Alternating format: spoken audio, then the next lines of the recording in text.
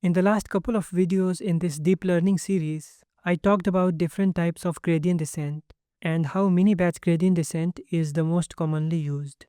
After that, we covered exponentially weighted moving averages and then momentum and RMSProp optimization algorithms. Now, in this video, I will quickly talk about the Adam optimizer. To understand Adam properly, it's important that you already know these earlier concepts. So if you haven't watched those videos yet, consider watching them first and then come back.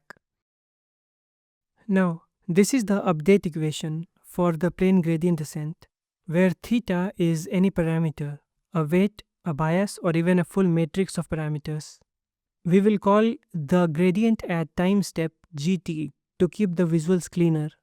Next, these are the exponentially weighted moving averages used in momentum and RMSProp. The beta hyperparameter for these two are different. For momentum, beta m is usually 0.9, and for RMSProp, beta r is usually 0.999. In Adam, we explicitly need to apply bias correction using the bias correction formulas. Without this, the moving averages are biased towards 0 at the start of training, leading to very slow initial learning steps. So correction is required. This correction was not needed in momentum or RMSProp alone. Now, we simply add these two terms into our original gradient descent update equation.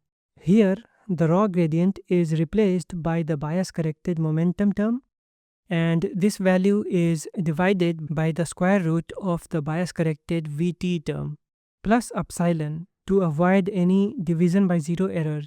This epsilon is a small positive number, usually around 10 raised to power minus 8. So that's how Adam optimizer works. It gives you the best of both worlds, the acceleration of momentum and the adaptive learning rates of RMSProp. Adam is widely used in real-world applications, more than RMSProp or momentum.